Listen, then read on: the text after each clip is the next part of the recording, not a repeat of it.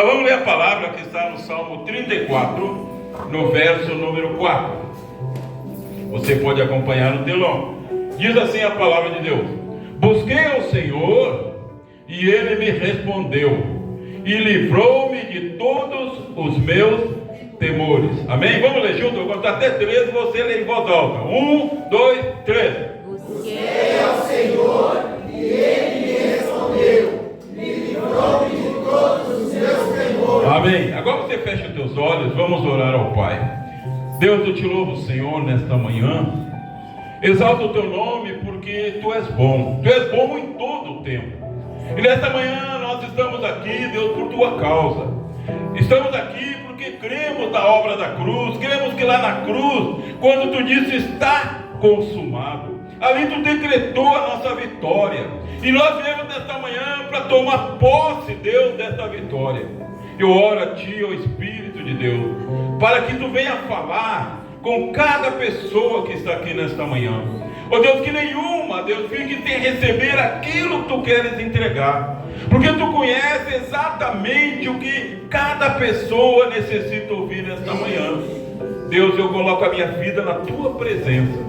Que não saia dos meus lábios nenhuma palavra vinda do meu coração, mas seja uma palavra vinda do teu coração, porque a tua palavra ela é a verdade, a tua palavra restaura, a tua palavra salva, a tua palavra liberta, a tua palavra, Senhor, está firmada no céu. E eu profetizo que nesta manhã pessoas aqui serão tocadas pela tua palavra, pessoas aqui serão livres nesta manhã, pessoas sairão daqui diferentes, pessoas saírem daqui cheias da tua graça, pessoas terão uma semana de vitória. Eu profetizo que vidas daqui nesta manhã serão impactadas pela presença do Espírito Santo.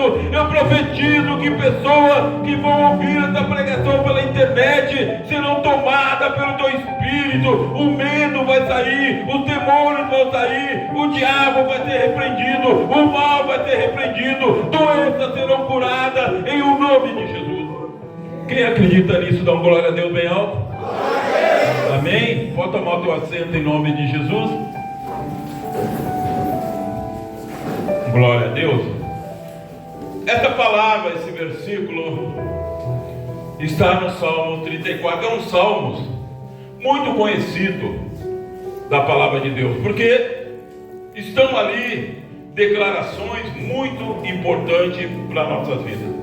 Quem escreveu esses salmos foi Davi. Davi foi rei em Israel. Foi ungido por Deus para ser rei em Israel. Quando Davi, preste atenção, escreveu esse salmo, Davi estava passando por um momento difícil. Porque Davi era um ser humano como nós, sujeito a todos os sentimentos, temores. Pode entrar. Então Davi, ele escreveu esse salmo. Davi havia sido ungido por Deus. Ele era um menino, 17 anos, e Deus ungiu ele rei de Israel. A vida de Davi, de um momento para o outro, mudou. Você já parou para pensar que a nossa vida, a vida do ser humano, é como se ele estivesse andando em cima de uma linha, uma tênue linha. A gente não sabe o que vai ser amanhã. Aliás, a gente não sabe o que vai acontecer daqui a um segundo. E às vezes a vida da pessoa muda para algo bom e às vezes para algo ruim. Depende das decisões que a pessoa tomou. Mas a nossa vida é assim. A Bíblia diz que a nossa vida é como um sopro. O que é um sopro? A ráfaga. Então Davi, de um momento para o outro, ele recebeu uma unção de rei, sendo um menino de 17 anos, rei de uma nação, como se o nosso presidente da república tivesse 17 anos de idade. Agora você imagina as responsabilidades que foram dadas para Davi. Agora ele é rei. Ele não tinha um trono ainda, mas ele era rei, Deus ungiu, e logo ele teria um trono. Mas, para ele sentar no trono, ele teria que vencer muitos desafios. Tem pessoas que querem trono, querem sentar no trono, mas para sentar no trono tem que vencer muitos desafios. Ele começou vencendo um gigante, mas ele era um ser humano, e ele tinha responsabilidade, e a Bíblia diz que ele tinha o quê? Temores. Ele tinha temores. Por quê? Porque ele era perseguido. O rei Saul moveu todo o seu exército para matar Davi, para que ele não chegasse no trono. Então ele tinha medo do quê? De morrer. Ele era perseguido. Ele tinha medo do quê? De não ser aceito pelo povo de Israel. Ele era um menino. E ele tinha uma missão de unificar, preste atenção, estou fazendo a introdução para você entender. Ele tinha uma missão de unificar toda Israel. Israel era composto de 12 tribos. E as tribos estavam divididas, cada um pensava de uma maneira, alguns já tinham até se corrompido. E agora Davi tinha a missão de unir todas as tribos a adorar um único Deus e obedecer aos princípios do Senhor. Então não era um desafio pequeno, ele tinha temores. Temores de não ser aceito, temores de fracassar, de não conseguir aquilo que Deus queria que ele fizesse. Ele tinha temores. E nós, seres humanos, nós temos temores. Nós temos temores. Põe para mim ali, por favor. Olha só, eu vou falar aqui sobre 3 tipos de temores que o ser humano tem, podem ter, e tem muito mais. Temor relacionado ao corpo. Sabe, não é errado tu ter medo. Não. Infelizmente o medo faz parte da natureza caída. Agora, a gente não pode ultrapassar o limite desse temor. Então tem pessoas que têm temor relacionado ao corpo, isso é, medo de ficar doente. Tem gente que tem medo de ficar doente. Só que isso não resolve. Se o medo resolvesse, tem gente que tem um medo excessivo de ficar doente. Tem pessoas que têm medo de envelhecer. Tem gente que tem medo de envelhecer. Não adianta ter medo de envelhecer, porque vai envelhecer. Com medo ou sem medo, vai envelhecer. Só vai sofrer por causa do medo. Bom, envelhecer faz parte da vida. Quando nós nascemos, nós começamos a morrer. Sabia disso? Quando você nasceu, você começou a morrer. É assim. Quando você nasceu, você já começou a envelhecer. Eu tenho umas fotos minhas ali que eu olho, eu até nem acredito que era eu. Que eu era bonitão, irmão. Já falei para vocês, eu era bonitão. Eu olho assim e digo, puxa vida, isso aí era eu. O que aconteceu comigo? Será que eu sofri um desastre? O que foi que aconteceu? Não! Envelheci. Envelheci. E isso acontece com todo mundo, mas tem gente que tem medo de envelhecer. E aquele medo faz a pessoa sofrer, pessoas caem até em depressão. Você vê na televisão os artistas, né? Eu acho que eles fazem uma operação plástica por mês para não envelhecer. Mas não adianta, envelhece igual. Envelhece igual. Não tem como escapar disso. Mas tem pessoas que têm um temor relacionado a isso, temor relacionado ao corpo. Não adianta, o nosso corpo vai enfraquecer. A apóstola vai pregar uma palavra no sábado para as mulheres referente a isso. Outro temor que as pessoas têm é relacionado aos sentimentos. Pessoas que têm medo de ser abandonado. Pessoas que têm medo. Tem mãe, tem pai que tem um temor a respeito de ser abandonado pelos filhos. Quando eu envelhecer, meus filhos vão embora. Eu tenho uma notícia para você: vão mesmo. Vão mesmo, irmão. Eu tenho 5. O último está casando agora, hein? O último dizia para nós assim: eu vou ficar com vocês. Não, enquanto vocês for vivos, eu vou cuidar de vocês, vou morar com vocês. O Felipe dizia: enquanto eu for vivo, eu vou morar com vocês. E agora aparece em casa uma vez na semana. Já vai casar agora em agosto. Os outros já foram, casaram. Sou só eu e a Rosângela. Isso é a vida. Isso é a vida. Então, tem pessoas que têm esse medo de ser abandonado pelos filhos, medo de ser abandonado pelo marido, medo de ser abandonado pela esposa. Irmão, nada termina. Tudo depende de que a pessoa reagir. Eu lembro do meu filho, Tiago, ele se divorciou.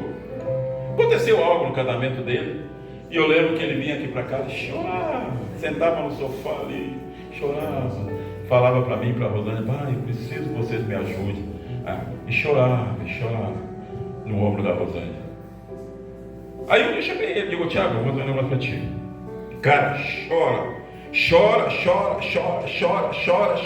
É tempo de chorar. Só que, cara, tu vai ter que parar de chorar.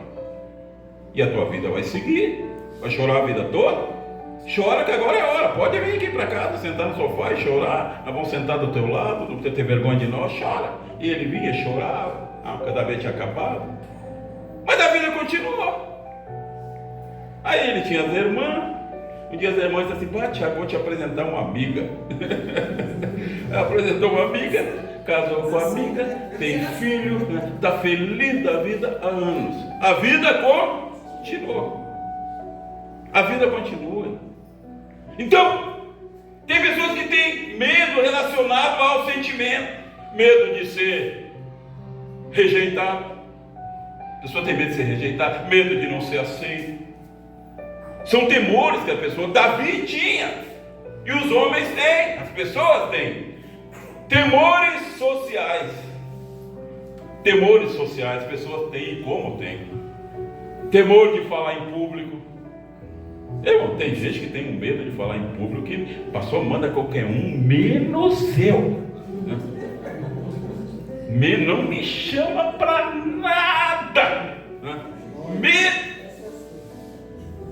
É comum, é normal? É! Mas a gente não pode deixar se dominar por isso. Eu me lembro a primeira vez que eu preguei assim num domingo, né, na base emanente lá no Ministério, que era uma igreja enorme. Irmão, o povo estava me vendo, mas eu estava tremendo, mas olha, tremia que nem vara verde. Olhar para aquelas pessoas todas e, meu Jesus, e todo mundo te olhando, te avaliando, esperando algo. O que será que vai sair daquele cara ali? E eu tremia.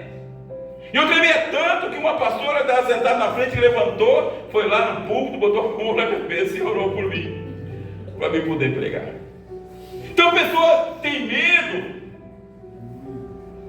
de falar em público. A pessoa tem medo de críticas.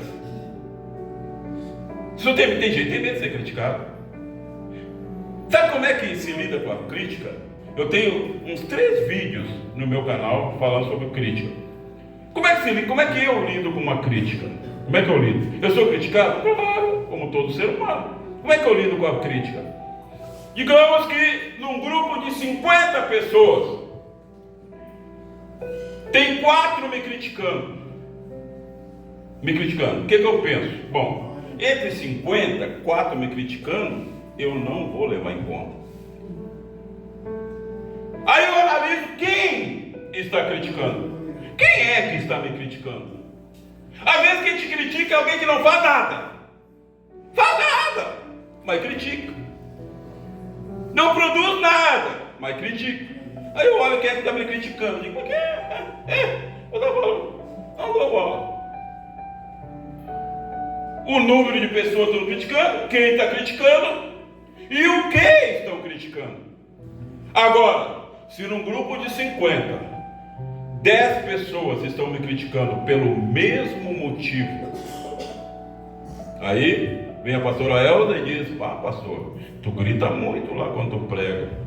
Aí vem a evangelista Paula: pá, pastor, tu grita muito, baixa a voz. Aí vem outro lá: pastor, tu grita muito. Outro grita muito. Eu digo: para aí, mas estão me criticando pelo mesmo motivo, então tem alguma coisa errada. Eu preciso considerar isso. Quem está entendendo? Mas tem gente que tem medo de qualquer crítica. Se dizer assim: o teu sapato é feio, a pessoa bota o sapato fora. Bota o sapato fora. Tem medo de crítica, aí não faz nada para não ser criticado. Temores sociais. Pessoas que têm medo e fracassar. Mas o fracasso faz parte da vida. Quem já não fracassou? É ruim fracassar, claro que é. É ruim, mas faz parte da vida. O segredo está se nós aprendemos com o fracasso. Nós temos que aprender quando fracassamos. Aprender como? Para aí. Eu fracassei por quê? Porque o fracasso tem uma causa. Eu fracassei por quê? Eu lembro quando eu estudava. Faz tempo, né? Aí naquele tempo tinha lá. Essa moleza que é hoje, mas hoje não estuda quem não quer. Não se forma quem não quer. Pode estudar em casa. A média era 7. Tinha que tirar 7, não é, professor? 7. E tinha o tal de boletim, que desgraça aquilo, né? E vinha em vermelho ali. Quando tu não alcançava, tu tinha que levar para teu pai o boletim ali, ele só olhava os vermelhos assim, né? A gente se sentia mal, que a gente fracassou. E a gente, mas no fundo, sabia por que tinha o vermelho no boletim. Porque não estudou, não se preparou. Aí vinha o vermelho. Então o fracasso, se uma pessoa fracassou no casamento, tem uma causa. Por que não deu certo o casamento? A pessoa tem que entender isso. Por que não deu certo o meu casamento? Foi por causa disso, daquilo e daquilo outro. Então, no próximo relacionamento, eu não vou cometer os mesmos erros. A pessoa vai aprender com o fracasso. Então, nós temos pessoas da Bíblia, Pedro, o homem mais falado, depois de Paulo e Jesus, na Bíblia de Davi, Pedro fracassou. E como fracassou Pedro, né? Pedro chegou para Jesus disse assim, falou para os apóstolos, todos os apóstolos ali, Jesus, olha, eu vou para Jerusalém, em outras palavras, né? Eu vou morrer na cruz, vou morrer, e vou para Jerusalém, vou lá, para ser crucificado. Pedro disse, não, Senhor, você não pode ir. Aí Jesus disse, Pedro, todos vocês vão me abandonar quando eu estiver lá na cruz. Aí Pedro disse, que? Eu não sou como eles. Deve ter apontado para os outros apóstolos. Eu não sou como eles. Eu jamais vou te abandonar. Pedro disse. Foi o primeiro a abandonar. Pedro fracassou tanto que Jesus estava lá sendo humilhado, crucificado, e Pedro está lá no pátio, lá olhando de longe. Aí vem alguém e diz assim, eu acho que eu já te vi com ele. Pedro, não era eu. Aí daqui a pouco veio outro assim, mas tu fala igual a eles. Tu é da turma dele? Pedro, não. Aí veio o terceiro. Tu é um deles. Aí Pedro diz assim, eu juro que eu não sou. Eu juro que eu não conheço ele. Comia na mesa com Jesus, morava onde Jesus morava, mas na hora da aprovação, ele fracassou. E agora Jesus foi crucificado, morreu. O que Pedro fez? Voltou para a antiga vida, voltou a ser pescador. E agora Pedro está lá pescando, Jesus ressuscitou. E Jesus vai atrás de quem? De Pedro. Jesus fala para os outros, diz para Pedro que eu estou indo para Galiléia. E disseram para Pedro, Pedro, Jesus quer falar contigo. Pedro deve ter pensado, meu Deus, agora sim. Agora eu vou ter que ouvir. Vou ter que ouvir.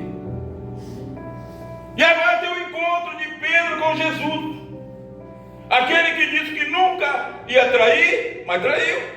Aquele que disse que ia enfrentar, não ia fugir, não ia abandonar, mas abandonou.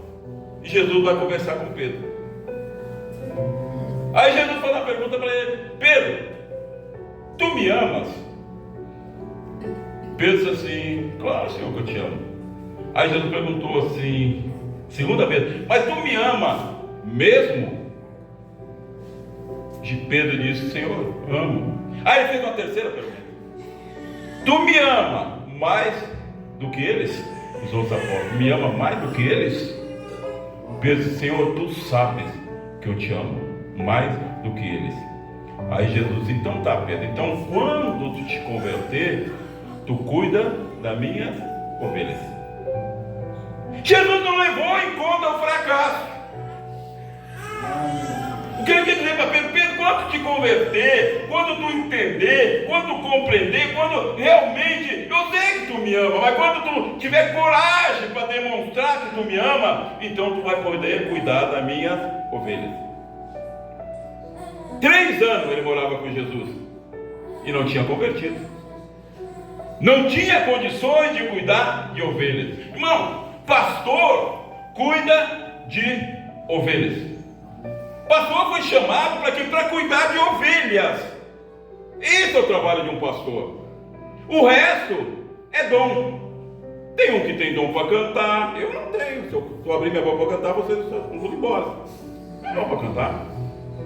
Até sei fazer umas posições daquele violão, mas tudo fora de ritmo. Tem esse dom. Mas eu cuido de ovelha. Tem gente que tem dom para ir atrás de alma, tem dom para isso, dom para aquilo, são dons. O pastor foi chamado para cuidar de ovelhas. E cuidar de ovelhas paga-se preço.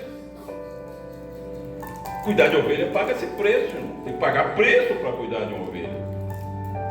Porque às vezes tu tem que dizer coisas que tu gostaria de não dizer. Mas se tu cuida de ovelha, tu tem que dizer. Irmão, às vezes eu tenho que falar coisas que eu digo, meu Jesus, o que eu vou ter que falar? Vou ter que chamar a pessoa e falar. Só que eu falo. Eu digo a Deus agora. Se vai obedecer ou não, não tem nada com isso. Eu falei o que tinha que falar. A culpa não está mais sobre minha cabeça. O filho não tinha o que fazer. Então cuidar de ovelha não é algo fácil. Por isso que Deus escolhe alguns. Porque a primeira coisa tem que pagar o preço. Então eu disse, Pedro, quando tu te converter, tu cuida da minha ovelha. E Pedro aprendeu com os fracassos. Aprendeu, se tornou um grande homem de Deus. Pedro morreu crucificado. E quando foram crucificar ele, porque não queria abandonar Jesus, ele disse, olha, me crucifica de cabeça para baixo, porque eu não sou digno de morrer como morreu o meu Senhor. Ele aprendeu com o fracasso. Então na Bíblia, todos os grandes homens da Bíblia, Deus mostra que eles fracassaram, mas que eles não ficaram presos no fracasso. Eles tiraram lições do fracasso para vencer naquela área na qual eles fracassaram. Quem é que já não fracassou, irmão? Todo mundo já fracassou. Todo mundo. Mas tem gente que não aprende. Fracassa numa área e não aprende. Acaba fracassando na mesma área. Porque não aprendeu. Porque não tirou lições. Então tem gente que tem medo de fracassar. E o medo de fracassar faz com que a pessoa não faça nada. Faça com que a pessoa não produza. Tem gente que tem medo de mudar de emprego. Tem gente que tem medo terrível. Meu Deus, mudar de emprego. Eu vou lá, as pessoas não me conhecem. Como é que vai ser? Mas eu tenho medo. É complicado? É, de chegar num lugar onde ninguém te vai trabalhar, uma equipe nova, ninguém te conhece. Eu lembro, eu sou aposentado da prefeitura. Eu fui trabalhar na assistência social, primeira vez. Aí a secretária disse assim, seu Silmar, eu tenho um desafio, eu preciso que o senhor vá lá para o CREAS. Eu nem sabia o que era isso, CREAS. Mas eu queria, tudo bem. Aí fui lá para o tal de CREAS, assistência social. Aí as assistentes saíam e diziam assim, seu Silmar, eu vou sair em VD. Se alguém me ligar, o senhor anota para mim? Eu digo, tá. E eu pensava, VD? O que é isso, VD? Mas não falava nada. Aí passava para outra, mas também tem VD. Eu digo, tá. E não falava. Depois que eu comecei a ter uma intimidade assim com mais alguma, eu perguntei para ela, escuta, pô, eu moro em Viamão há 50 anos, conheço todos os bairros. Onde é que fica esse VD que vocês vão? Ela disse, não, senhor, uma VD, visita domiciliar. Eu digo, meu Jesus, são as coisas que tu enfrenta quando tu chega num trabalho que tu não conhece nada. Eu fui aprendendo. Aí falava, olha, seu Silmar, eu tenho que fazer o relatório para nós mandar para Brasília de quantas CDs saíram esse mês. CD era a cesta básica. Aí, era tudo código assim. Eu fui aprendendo, tinha que aprender. Mas no primeiro momento, se tu tiver medo, temor social, tu não vai, tu tem medo de enfrentar. Mas tudo na vida se aprende quando se quer aprender. Tudo na vida se aprende quando se quer aprender. Então, temores sociais. Eu não sei, talvez você está aqui e você tenha esse medo. Temor social. Temor de fracassar. Aí o pastor pede para você fazer algo. Eu quero que tu cuide de tal coisa. Não. A pessoa tem medo de ser fracassado. A pessoa tem medo de ser criticada. Eu vou dar uma coisa, se você fizer algo na igreja, você pode ter certeza que você vai ser criticado. Se você fizer algo no reino, você pode ter certeza que você vai ser perseguido. Perseguido por quem, pastor? Pelos crentes, irmão. O que, pastor? Os crentes perseguem crente? Irmão. Os ímpios não perseguem a gente, não. Quem persegue a gente são os crentes. Os nossos irmãos, entre aspas.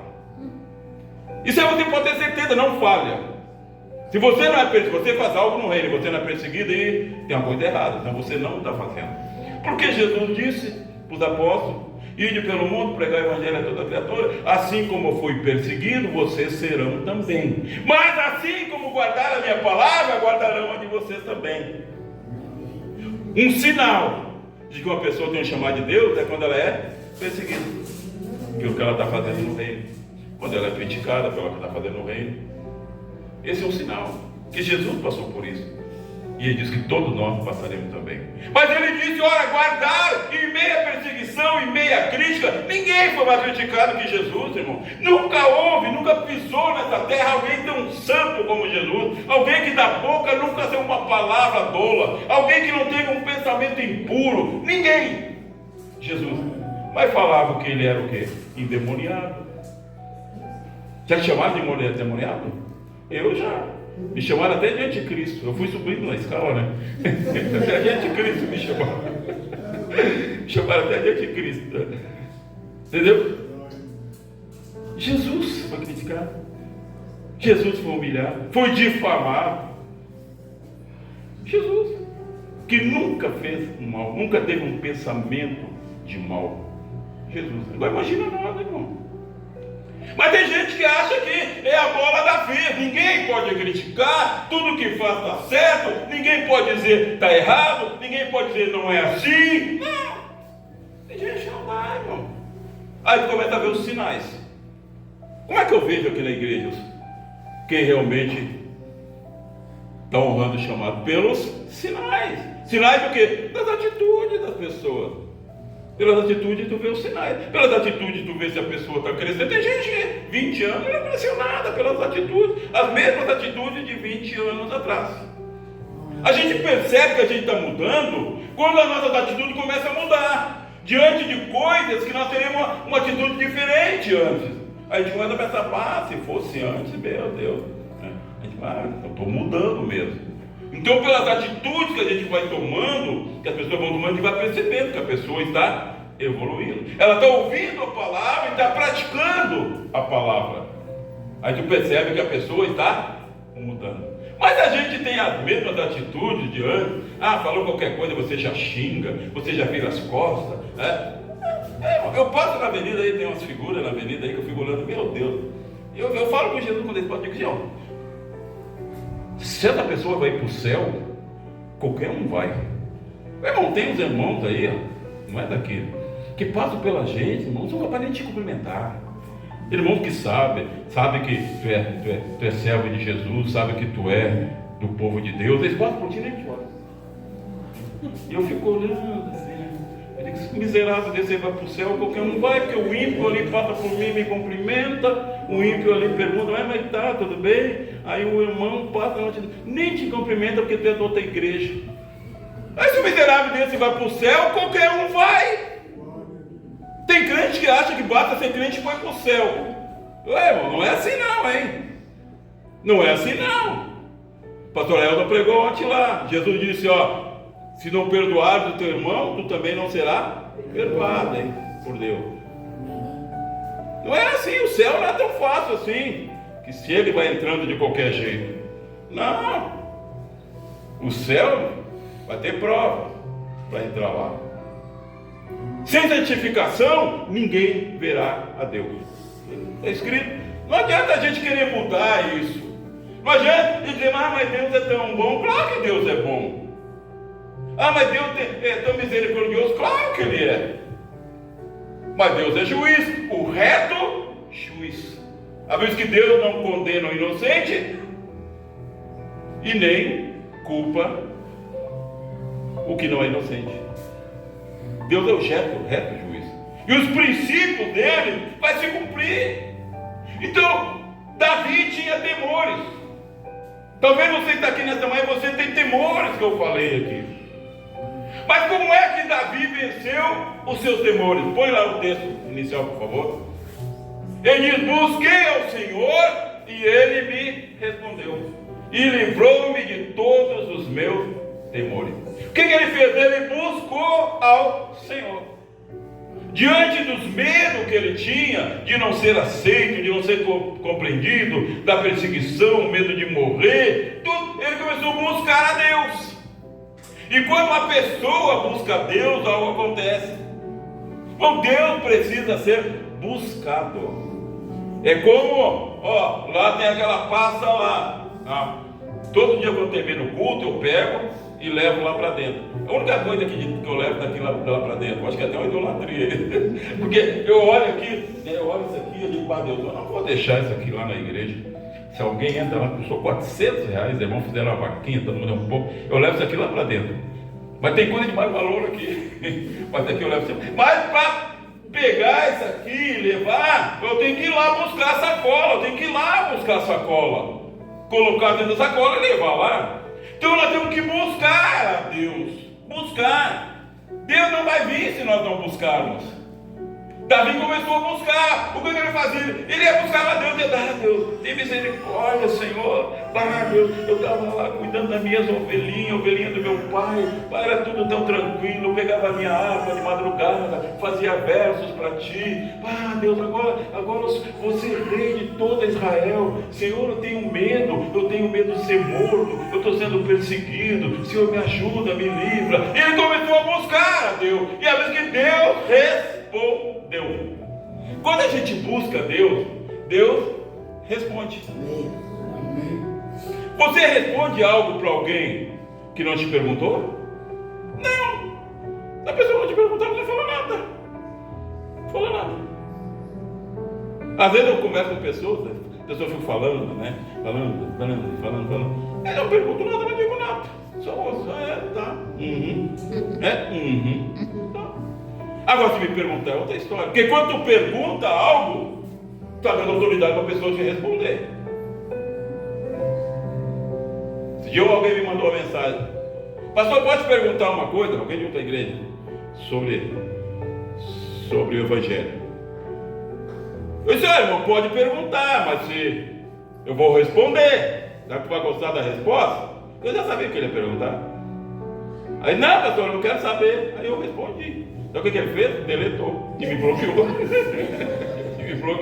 Mas Deus me deu autoridade para responder. Então quando a gente busca o Senhor, Davi disse, eu busquei ao Senhor e eu coloquei para Ele meus medos, eu pedi para Ele me ajudar, eu pedi misericórdia, eu tinha medo de fracassar, eu tinha medo de morrer. Eu quero dizer para você nesta manhã, você que entrou aqui, você tem um temor no teu coração, Deus manda te dizer, se você buscar, se você clamar, Ele vai te responder e Ele vai te livrar de todos os temores. Ele vai te dar calma, Ele vai te dar vitória, Ele vai te dar tranquilidade, porque Ele é Deus que ouve o clamor do seu povo. Busquei ao Senhor e Ele me respondeu e me livrou de todos os meus temores. Quando a gente busca Deus, Deus te livra dos temores. Por quê? Porque quando tu busca Deus, é gerado fé no teu coração. Tu começa a acreditar naquilo que tu não acreditava. Tu começa a acreditar no impossível. Porque você buscou o Senhor. E Ele começa a te livrar dos teus temores. Bom, eu tinha um temor. Sabe qual é o temor que eu tinha? O maior temor que eu tinha era a respeito dos meus filhos. Eu pensava assim, meu Deus, meus 5 filhos. E a gente olha para esse mundo aí, né? E a gente sabe que a gente tem autoridade na vida dos filhos até certo ponto. Eles obedecem, depois eles vão ter que tomar as atitudes deles, as escolhas deles. Mas eu fiz a minha parte. Meus filhos estão aí, um está aí. Não tinha moleza não, irmão. Tinha moleza. Vamos para o culto, estou com dor de cabeça, não interessa. Toma um comprimido e vamos. E tinha que andar para ir para o culto, né? A Rosângela pegava 2, botava nas costas, eu pegava mais 2. Eu fiz a minha parte, enquanto eu pude mandar. Porque tem uma hora que não pode mandar mais. Só que agora ele tinha que fazer as escolhas dele. Mas as escolhas que eles iam fazer, eu sei baseado naquilo que eu ensinei. Eu não tenho culpa nenhuma se um filho meu desviar. Eu não tenho culpa nenhuma diante de Deus. Porque eu ensinei o caminho para eles. E obriguei eles, enquanto eu pude, a andar pelo caminho. Nunca teve moleza. Nem hoje tem. Nem hoje. Ó, o Diego senta na mesa ali, pergunta as coisas que a Rosângela fala para ele. Eu digo, tu falou isso pro Diego? O Diego tem 40 e poucos anos. Eu digo, falei, meu filho, eu falo e pronto. E nós falamos, quando o filho vem, a gente fala. Não interessa, que já foi embora, já casou, já tem filho. Não interessa, a gente fala. Ó, falei teu negócio, está errado isso aí. Te endireita. Foi isso que a gente ensinou, é isso que tu vê nós fazer. A gente fala para os filhos hoje, que são adultos. Quando era criança, a ripa comia. Não tinha moleza não. Estão tudo nos caminhos do Senhor. Mas o meu temor era esse, para os meus filhos. Pode ter dor maior para um pai e uma mãe ver o filho nesse mundão aí, cara. A gente sabe o que é o mundo. A gente vai sempre ali para a praça, eu e a Rosângela. A gente senta ali, a gente vai conversar sobre as coisas da igreja. A gente vai ficar 24 horas dentro de casa. A gente vai lá, sempre conversando sobre as coisas da igreja, tomando decisões. E a gente fica olhando aquelas pessoas ali que dormem ali na praça, amanhecem, eles jovens. Todos eles têm uma história.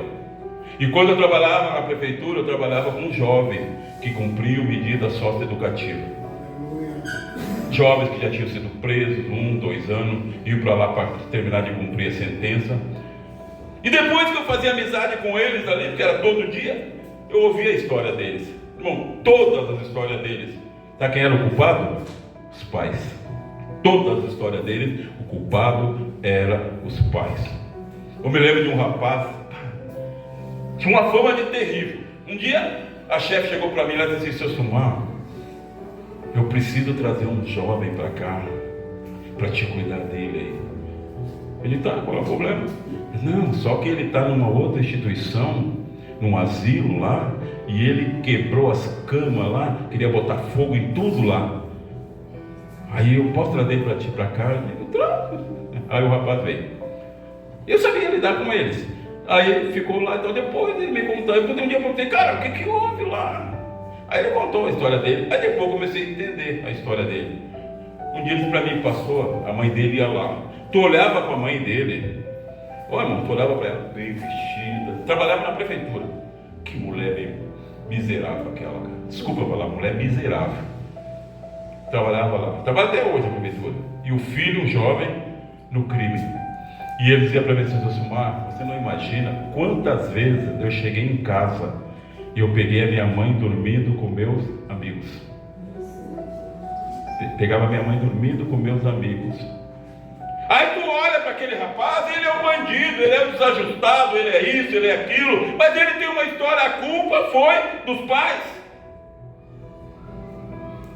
E você acha que esses pais vão ser inocentados por Deus se não converter? Eles vão pagar o que eles fizeram com os filhos. Eles vão pagar. E já pagam, né? Porque o inferno começa aqui. O céu começa aqui. O inferno também começa aqui. O clímax do céu é lá. O clímax do inferno é lá. Mas começa aqui. Deus não inocenta os pais. Todo jovem que você vê desajustado aí, a culpa é dos pais. Todos. Não escapa nenhum. Todos. Você ouve a história deles, você vai ver que foi a culpa dos pais. Os pais levaram, entregaram para entidades. Os pais fizeram isso, fizeram aquilo. A culpa sempre é dos pais. Só Deus para livrar eles. Só Deus para mudar a sorte. Mas Deus tem seus projetos.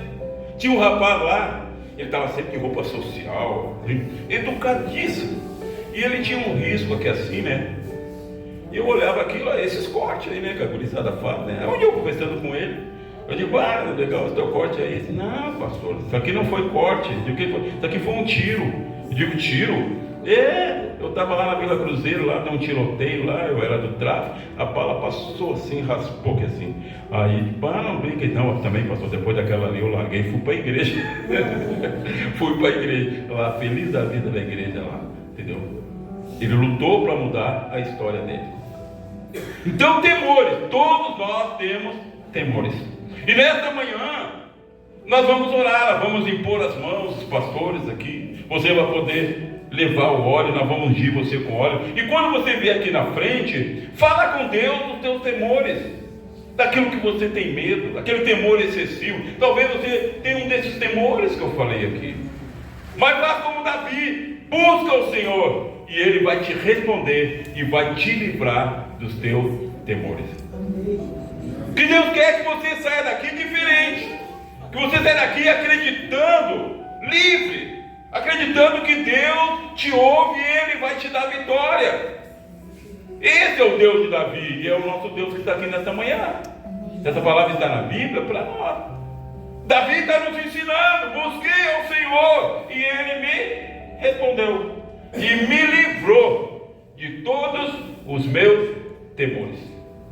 Eu não sei qual é o teu temor, mas os homens têm temores. Então eu gostaria que você ficasse em pé em nome de Jesus. Os pastores já ficam aqui na frente. Os músicos podem subir.